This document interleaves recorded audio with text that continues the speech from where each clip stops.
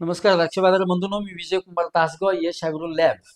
कमीत कमी खर्चात दर्जेदार उत्पादन काढण्यासाठी जो आपला संवाद चालू आहे, त्या संवादामध्ये आपल्या सगळ्यांचं स्वागत करतो. बागायतदार बंधूंनो, शेवटचा टप्पा येतो. घड कुठं तर तुटून पडलेलं आपल्याला दिसतात आणि लष्करी आळी किंवा आळी ही जास्त प्रमाणात वाढलेली आपल्याला दिसते.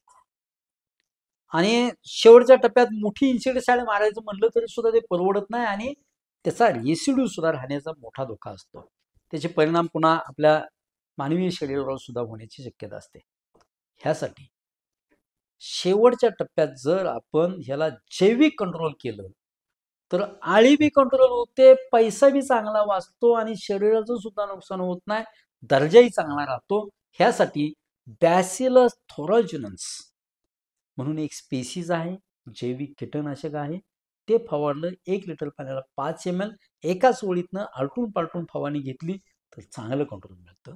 त्याचवेळी फर्टिसिनियम लिकानी आणि मेटारायझमची सुद्धा आलटून पालटून फवारणी घेतली तर आळी अत्यंत चांगल्या पद्धतीची कंट्रोल होती.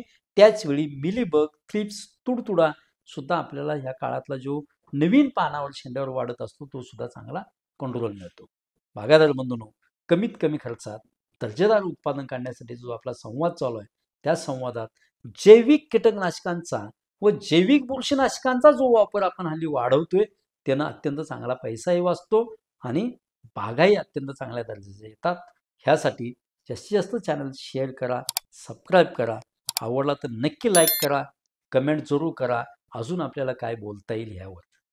धन्यवाद.